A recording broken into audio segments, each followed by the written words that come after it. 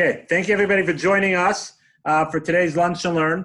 Today's Lunch and Learn is sponsored by Emily and Elliot Rosenbaum and family in honor of Bela Yenta Bas Yisrael, Avi Smith, his mother, Bela Smith.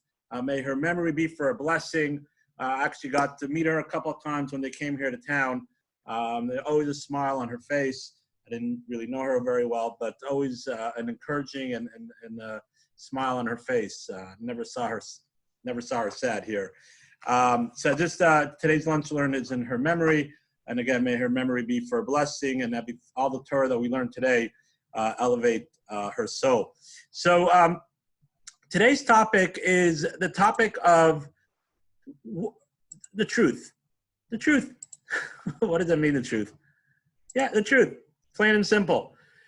How often are we able to admit the truth?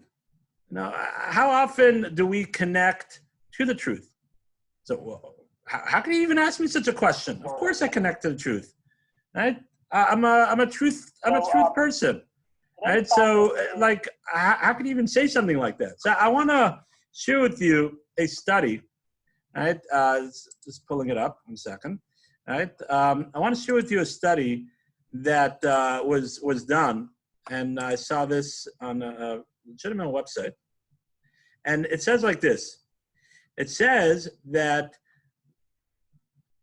there are more than 400,000 deaths in the United States due to medical errors.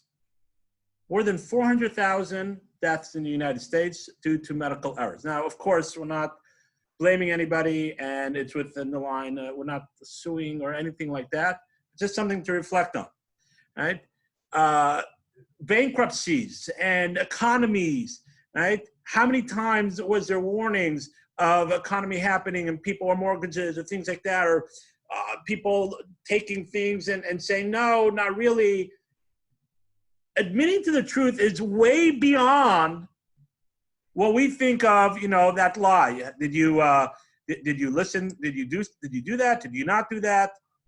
Did you, the typical lie that we think when we're talking to our kids, right? Have you lied? Did you make your bed? No, you told me you didn't make your bed. The truth, admitting to the truth, is something that is in our daily activities every day. Every day. Everything that we do, we have to reflect on, are we admitting to the truth? So I want to talk about this topic a little bit and try to reflect internally of what it means to truly admit to the truth. So there's a fascinating Rashi in Toldos, in the Parsha of Toldos. And every time I read this Rashi, it gives me encouragement, and also it scares me. It scares me a little bit. So the Torah is going through the storyline of Yaakov and Esav, right? Jacob steals the blessings from his brother, quote unquote, steals, and his brother's very upset.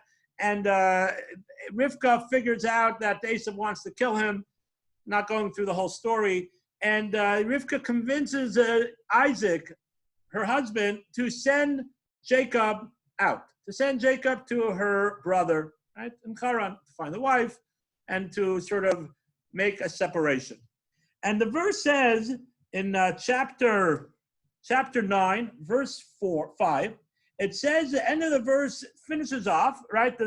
She's sending him to the Suel, right? And it says at the end, the mother of Rivka, the mother of Yaakov and Esav. And that's what it says. Ein Yaakov and Esav.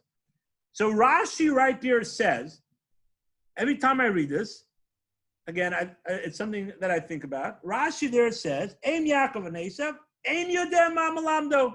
I have no idea what it's coming to teach me. Did Rashi have a crisis of faith? No, God forbid. Rashi says, I don't know what it's teaching me. And this is for eternity. Right? We're living about 1,000 years after Rashi, give or take, and we are right now mentioning this idea. Rashi says, I don't know. It's for eternity. Why did Rashi have to say it? Rashi doesn't comment on every pasuk, on everything. He doesn't make a commentary. Otherwise, we would have a whole new. We'd have to have books and books on the Torah. Doesn't comment on every Rashi. But what does Rashi say? Eini yodea ma melamda. I don't know what's teaching me. Why did Rashi have to tell me that? What was the purpose? So just don't say anything. We find another concept like this, and we'll get back to that. Find another idea of where we see the concept of admitting the truth in a different aspect. This is admitting the truth, means to say your knowledge. I don't know. Rashi admitted his knowledge. Then there's a level of admitting your mistake. What's that idea? So Rashi says, right, the Torah tells us in Parashat Shmini, just a couple of weeks back, the whole story of Aaron's two children dying. Right? Not going into it right now either. Unfortunately, Aaron's two children died, and it was during the inauguration of the Mishkan, and there was a special laws of the mourning during that period of time because it was during the inauguration. And Moshe told Aaron's two other children should do a certain thing with the sacrifices, and Aaron very politely, Aaron or Moshe, right? Aaron spoke to Moshe in a very respectful way. He told him, he went ahead and he told him that I don't think that's really what we're supposed to be doing. So what did Moshe do? It says, Vayishma. Moshe heard, Vayetav be'einav, and it was good in his eyes. Says Rashi, right, verse 20, right? Rashi right there says that what does it mean? Vayetav be'einav, it was good.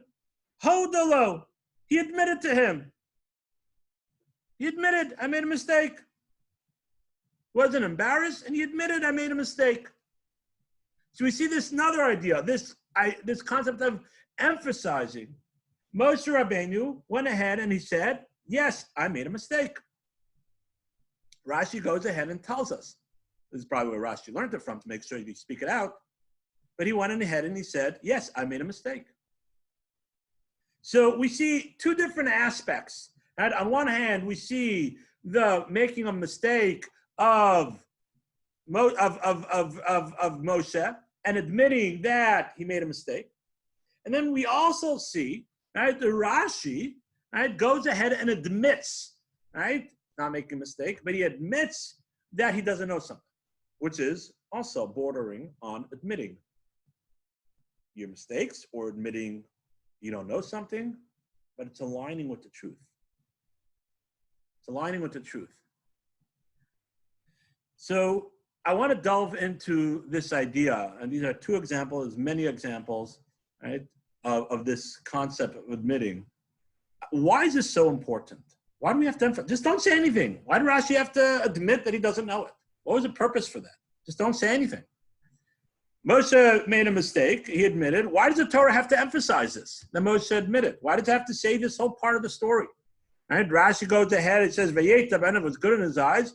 Rashi goes ahead and interprets it and explains it, not interprets it, but explains it, that because Moshe made a mistake and he admitted his mistake. Why is it so important to expand on this and to express this? So I want to explain this idea, right, through a different avenue, through the avenue of where someone did not admit their mistake. Going all the way back to the beginning, to the story of Adam and Eve. So all the way back to the story of Adam and Eve, what happens? Right? Adam and Eve go and eat from a tree. Right? Yeah, they eat from a tree. And this tree that they ate from, what was the big deal about this tree? God told them not to eat from it. Right? So what happened during the dialogue? We're all very familiar. God says, "Hey, where are you guys?" And Adam says, "What do you mean?" Right? So God says, "Did you eat from the tree?" What did Adam do? Blamed his wife. "Oh, the lady that you gave me, the Isha, the lady that you gave me, my wife, you gave me, she forced me to eat it. Right? Okay? Goes to Chava. What does she do? Oh, the snake, he forced me. Say the commentary something very striking. He says that, how did God start off the conversation? God started off the conversation by saying, Ayeka, where are you? Ayeka, where are you? He didn't blame them. He didn't say, hey, why'd you do this? He opened up a question through Ayeka. There's another whole topic about how to rebuke someone, which we're not getting into right now. But the point I want to bring out is that God gave them the opportunity to admit their mistake. And there are some commentaries that take it so far and say that, you know what, this is the real sin over here. Yes, they didn't listen to God. But listen, God knows he put us in this world and we have evil inclination and we have challenges. And such a harsh punishment of death for eternity, of child pain for eternity. Where's the Mida Keneged Mida? Where's the punishment that fits the crime? He gave us an email. Okay, so the inclination was on the outside, now becoming the inside. There's a lot of different things to talk about. Again, it's not the scope of our conversation today. But we still have to figure out where's the punishment that fit the crime? There are commentaries that explain, and I don't recall offhand right now who they are, I apologize, I have to look it up. But there are commentaries that explain that you know where the real problem lied? You know why God gave them such a hard punishment? Because they did not admit to their mistake. They pushed it off. They blamed someone else. They made excuses. It wasn't me. I didn't mean it. It was really someone else's problem. And we have all these adjectives and we have all these ways of, even when we are taking the blame for ourselves, we're always pushing it on someone else and not admitting. Not admitting that there's fault within me. God said, you're not admitting that there's fault within you? You're not willing to admit the mistake? I'm sorry, you can't live forever. There has to be death in the world that people start reflecting and thinking about their who they are and their level in this world of who they truly are. What does death do so many times? Makes us wake up. King Solomon said, Tov leilech lebeis avel, leilech lebeis mishteh. It is better. Not that we want it, God forbid. But the commentators say one gains more. An individual gains more from going to a house of mourning, or unfortunately nowadays, a Zoom mourning or a phone call mourning. God willing, we'll be able to get out of this difficulties that we're in. But it is better to go to a house of mourning for an individual than a house of mishteh, for a wedding, a bris, a bar mitzvah, bas mitzvah, a celebration, of course, a positive celebration, not a celebration that's lowliness, but a wedding, a bar mitzvah. It's better to go to a house of mourning. Say the commentaries, why? Say the commentaries because when you go to a house of mourning, you realize that you are human and you are not going to live forever. You realize that you are mortal. You realize that you are governed by the laws of time and you're not going to be able to be around forever, and therefore you have flaws. That's the bottom line. We have flaws. And when we realize that we have flaws, then, and only then, can we start reflecting internally and start making ourselves into better people. But if we can admit that we have flaws, if we can realize that we have things to work on, then we'll never work on them. We'll never change. Therefore, says King Solomon, Shlomo Melech says, Tov leilech lebeis avel. It is better to go to house in mourning when we're able to reflect internally, not a happier place, and not something that we're asking for, God forbid. Of course, we want weddings, and we want bar mitzvahs, and bas mitzvahs, and bris milos, and a simchas beis she'eva, and so many other wonderful things. Haknas sefer Torahs. That's what we want. But with someone working on someone that's working on himself, what is truly the thing that's going to make him get better? What's going to make him grow? That is Beis Hava. That is a house of mourning. That is when someone's able to reflect internally and say, hey, I realize that I'm not perfect. I realize that I have flaws. Same way physically I have flaws. I'm going to die eventually. God willing, in a long time from now. So too spiritually I have flaws. I have to work on myself. And therefore, right, say the commentaries, that is the midah keneged midah. So it's a mind-boggling thought. That is the midah keneged. That is where the punishment fits the crime. What was truly the crime that God got so upset about? What was truly the crime that God said, that's why I have to give you this punishment, eternal punishment? Is because they did not admit their mistake. We have to go through sometimes difficulties to realize that we have a flaw, a death, unfortunately, child labor, other pains. That makes us wake up, makes us reflect. Say, hey, 1 second, maybe I have to change my ways a little bit. Maybe I'm not really doing things the way they're supposed to be doing, what I'm supposed to be doing. That's to me the Keneged Midah. It's beautiful. It's mind-boggling if you really think about it. So what are we supposed to do about this? How are we supposed to build ourselves up and say, hey, we have to start admitting to things? And admitting to things is, as we showed in the beginning, is a wide spectrum. It's not only when we make a mistake. It's when we don't know something. Or it's when we think that we're doing something correctly and some new information comes up, some new insights come up, or someone suggests something for you to read or listen to, but you don't want to because you don't want to change what you believe in. That's also admitting your mistake. It's also admitting that we have flaws and we're not perfect and we don't know everything.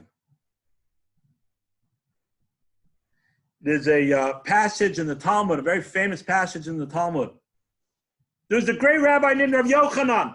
We spoke about him a couple years ago. And we spoke about him before, but this story, I think it's been a couple years since we mentioned it. Rav Yochanan was the head of the yeshiva, the Jerusalem yeshiva. He authored the Jerusalem Talmud.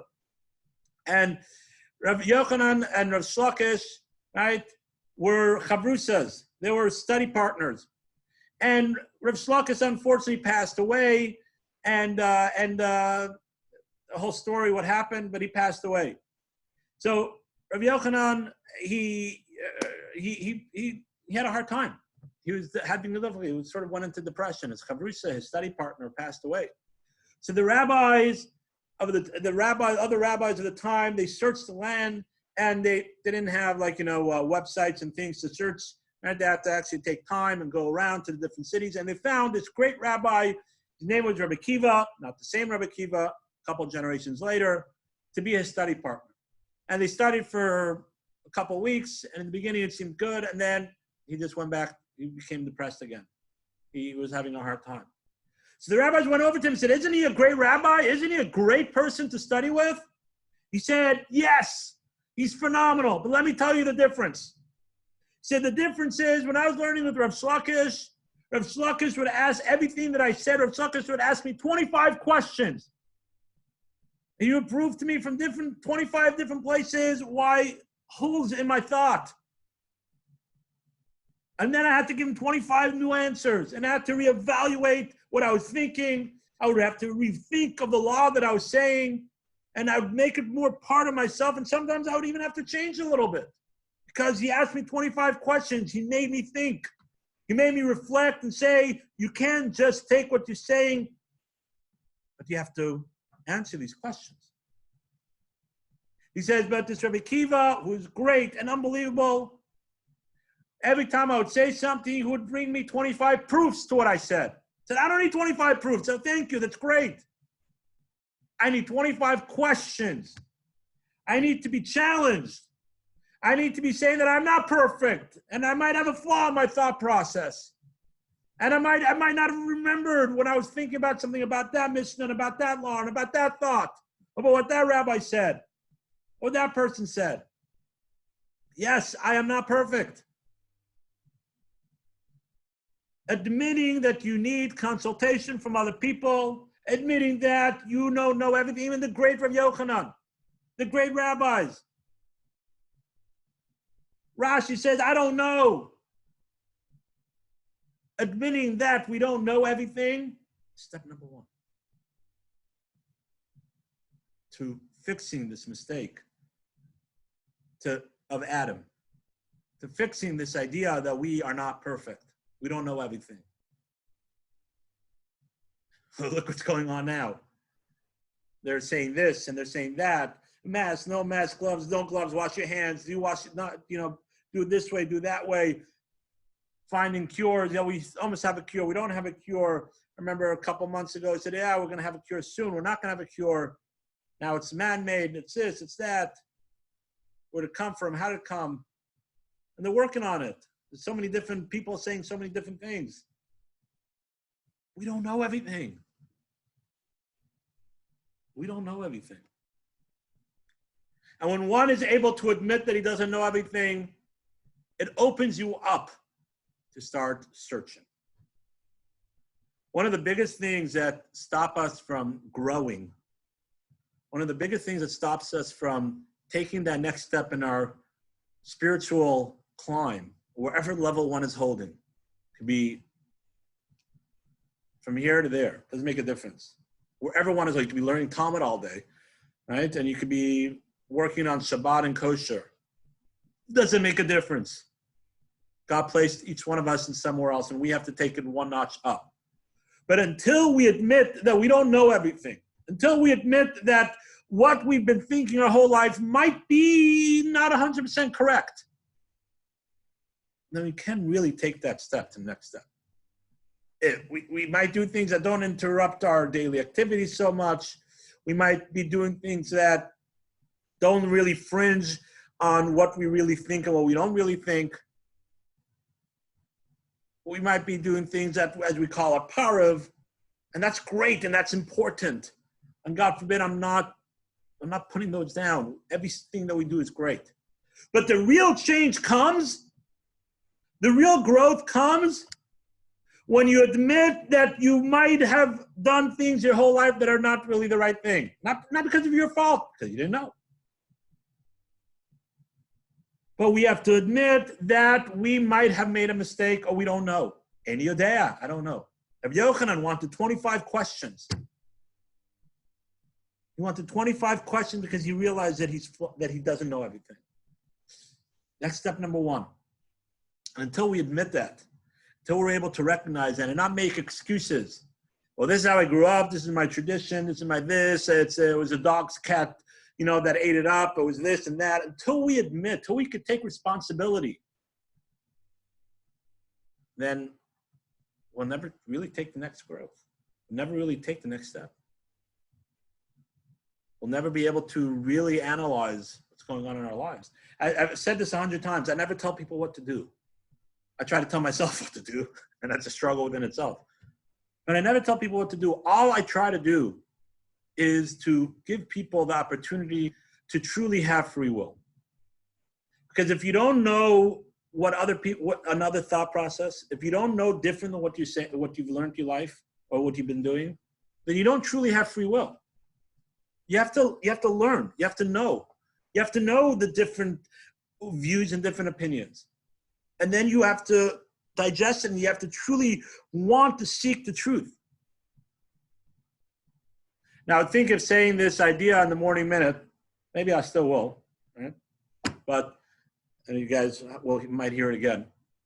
But we're in a period of time when we are in mourning, right? We're in a small mourning. The students of Akiva passed away during this period of time, 24,000 students. And Talmud says, why did they pass away? Why did they die? So the Talmud says, they did not so respect one to another. And we spoke about this idea of respecting someone else, right, in a different mourning minute. But I want to home in on a different idea.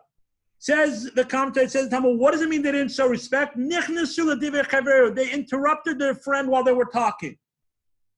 So the commentators ask, okay, why is that so bad? They were talking and learning. We have tremendous amount of arguments. We have Hillel and Shammai, we have Rav and Abaya, we have Yochanan and Slakish, we have Abaya and Rava, Ravina and Rav Ashi, Rav Huna and Rav Chizda. We have tremendous amount of arguments in the Talmud, different commentaries throughout history. Go to a Beit Midrash, you'll see people are talking and learning and disagreeing with each other and talking to each other. So they interrupted each other a little bit. It was the heat of the moment. Why is that such a bad thing? It's not so respectful. So I saw this beautiful idea that the commentaries say, what really lies behind interrupting someone else when they're talking, and it's a level, is that if you don't listen to someone else completely, as Pirkei Avos says, a nicholas to divrei chavero is nikra bor, it's considered a bore, like an amaretz, like an ignoramus. You're talking about a genius and a learned person. Because if you really appreciate knowledge, if you're really seeking the truth, you will not interrupt your friend when they're talking. You'll hear them out completely. You'll let them finish the conversation. You'll let them articulate everything they're saying. You will be listening to what they have to say, not doodling on your iPhone or doodling on the side or thinking about something else or thinking about how you're going to disprove them. As we said in Parashat Shmini, it says, Vayishma Moshe. Moshe listened.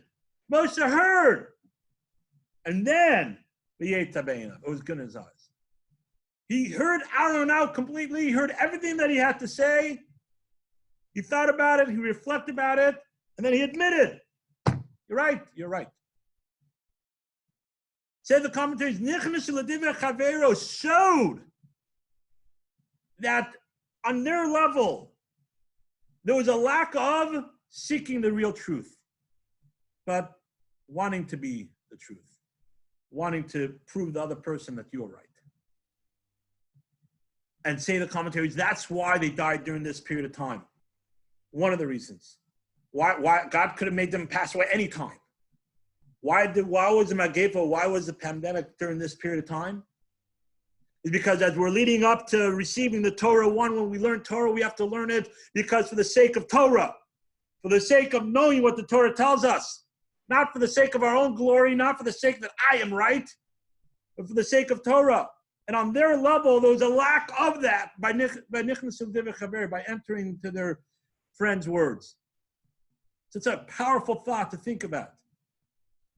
That by them interrupting their friend, they entered into their friend's words. It was a lack of respect, but more importantly, it was a lack of respect for their knowledge. It was a lack of respect of showing the kavod of Torah, kavod of knowledge. It showed that they were revolved around themselves. They weren't vayishma, they didn't listen. What happened? They died. So we see how far this goes, of admitting your mistake, admitting the truth. It's more than just saying, okay, I'm sorry, I'm the one that bumped you. Yeah, I'm sorry, Tom, I'm the one that spilled the milk on the floor. Of course, that's important. That's where we start. But it expands into our daily lives. It expands into our spiritual lives. It expands into our ability to grow spiritually. It expands into our ability to seek true knowledge. To truly seek knowledge, you have to be willing to admit that you might be wrong. And if you interrupt your friend, then you're never going to admit that because you don't really know what they're saying. You're just thinking about yourself. And that's why it says, Vayishma Moshe. Moshe heard. Because Moshe heard, and then he admitted. We find the same thing by Yisro. Right? In Parshas Yisro, what does it say? Yisro it says by Parshas Yisro, it says Vayishma Yisro, and Yisro heard. It's called Asa Hashem, and everything that God did for the Jewish people.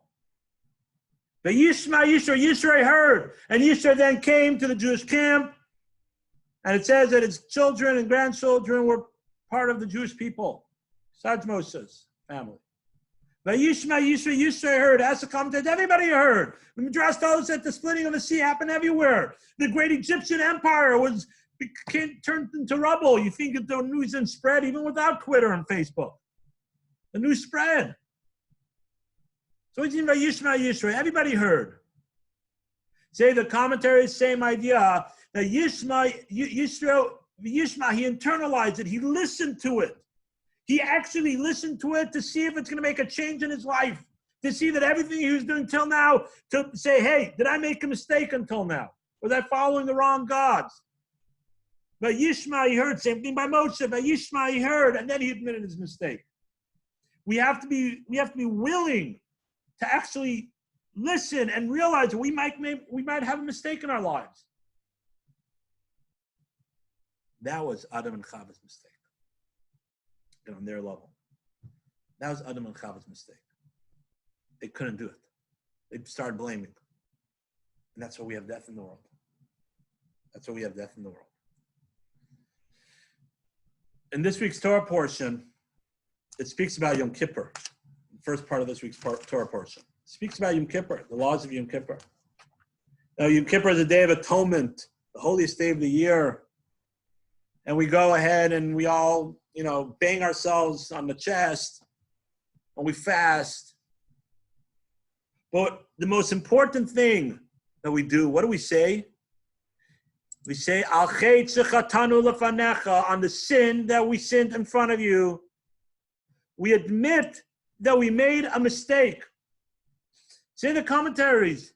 And I remember hearing this from my Rabbi Elephant in Eretz Yisrael many times. That when we say, so many times we say, and then we think about the thing, with this, with that, all the other things. It says the real focus that we have to think about is on the sin that we sinned in front of you, admitting that we made a mistake. We have to admit. Now we could go ahead and say, what is it that we admit? But we admit on the sin that we made a mistake. We have made mistakes. We are not perfect. We have erred. Until we're willing to do that, we're in bad shape. We could say it 100 times. We could explain what it is, but until we actually really truly reflect and say, I made a mistake, and I realize that, we're never going to change. That's one of the 9 steps. Admitting your mistake, speaking it out. I am an alcoholic. First thing, they start off every time and saying, I'm an alcoholic. You have to remind yourself that I have a flaw. I think so highly of all these people that go through the program. Truly, I admire them. Every time they go to a meeting, they have to remind themselves, I'm an alcoholic. Think about something that you're flawed in. I'm flawed in. Every time reminding ourselves, we would all be very different if we think about that. So I want to end with a story. I think I said the story at a sermon once when I was giving a sermon. But I think it's important to end with this story, with this idea. Rabbi Shimon Schwab was once called to the hospital, right, for a man that was on his deathbed, tuberculosis. The man came from Vienna. He was raised in a religious family, right? But when he came to America, right after the war, he abandoned his religion. Again, we can't judge anybody. And on his deathbed, he wanted to say vidui. His children didn't know. He abandoned his religion completely. He married a non-Jewish woman. His children weren't even Jewish. And Schwab helped him to say vidui. And halfway through the vidui, the man cried out, Hashem, see my suffering. Right? I was the greatest sinner. I wasted my life and the lives of my children. You gave me this great gift. I squandered it away. And for what? What am I left with after all these years? Nothing at all. I was such a fool. Hashem, how can I appear before you? Rabbi Schwab sat by silently with tears in his eyes as the man poured out his bitter remorse. After a few minutes, the man was convulsing by the fit of violence, coughing, and the nurse came running. Seeing that the nurse needed to attend their patient, Rabbi Schwab rose to his feet. Take care of him, he said. We can finish tomorrow. Tomorrow never came. The man died in the middle of the night. At the funeral, Rabbi Schwab was asked to give the eulogy. He said like this, he said, I knew this man for only one day. I do not know what his life was like, but I do know one thing. He did tshuva, and I've never in my life seen a man do tshuva with such sincerity. He admitted his mistake. He realized truly that his life. That's what Rabbi Schwab said at the man's eulogy. I don't know that person, but he did a complete tshuva. He admitted and realized that he squandered his life. Now, again, we're not here to judge, God forbid. We don't know the ways of God. But one thing we could reflect on, one thing we should think about, is where are we holding with all this? When we say al chetza, and I'm talking to myself, when we say al chetza chatanu lefanecha, are we just going through the motions and banging our chest? Are we more focused on where we're banging our chest and how hard? Remember, as a kid, we had a whole competition of how hard you bang it and how hard you could bang it as little kids. Or are we truly focusing on the words? Achet shechatanu lefanecha. Think about those words. Rashi says, Eini yodea, I don't know. Moshe Rabbeinu admitted his mistake. Great leaders have to admit their mistake. Sorry, I know I said we'll end with the story, but we'll end with this last idea. This came to my mind. Who was the first person that admitted their mistake that we know of? First person that admitted his mistake was Yehuda. The Shevet Yehuda, Judah, one of the 12 tribes, he's the first one that admitted a mistake. When he admitted that Sat Kamimeni, she was more righteous than me with Tamar, that she was right and I was wrong. I'm not going to go through the whole story right now. He admitted his mistake. Say the commentaries, why did the kingdom of Israel go to Judah? Why is the final Mashiach going to be from Judah and not from anybody else? It's because Judah admitted to his mistake and therefore he's worthy for leadership. Because true leadership has to be someone that realizes that they are flawed. Someone that realizes that they don't know everything. And we have to hear other people's opinion. Someone that doesn't take other people's opinion, someone that just does things based on what they think, that's dictatorship. That's not leadership. David HaMelech had a Navi that spoke to him. He was a king, but he had a Navi, he had a prophet, he had advisors. It said if you wanted to declare war, you had to speak to the prophet, you had to speak to the Sarchmos, you had to speak to the generals, you had to speak to other people. Leadership is someone that listens and consults with other people and truly reflects internally and realizes that they can make mistakes and they're not perfect. And they could do something wrong. They have to know how to listen to other people. Vayishma Moshe. Moshe heard. Moshe is a true leader. Judah admitted his mistake. That is leadership. That is the core value of any opportunity to change. Saying the truth is much more than just saying the truth. MS, truth, The world was built on truth because emes is something that we could only change, could only grow if we're willing to admit. We're willing to realize that we don't know everything. So as we reflect on all this and we think about, where we're holding, and we start thinking about what is the truth? What do we really know? What is our true truth of our knowledge? And what is it that we truly reflect on? Let's hope we start realizing that we don't know everything. And I'm talking to myself. We have to speak to other people. We have to do more research in our spiritual world, in our physical world, secular world, but especially in our spiritual world, in our day-to-day activities. Let's try to rectify the sin of Adam and Chava, the sin that is unspoken about. The commentaries explain is the one that's really the one that why we have death in the world.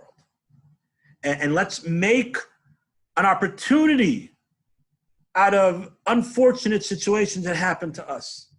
Someone passes away, going to a home of mourning, as King Solomon says, or the difficulties that we're going through now. Let that shake our core and say, hey, let's reflect.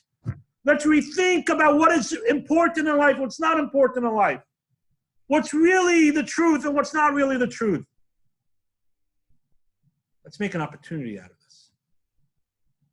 Let's make this, whatever happens to us, a growth situation. Spoke about that Monday night a little bit.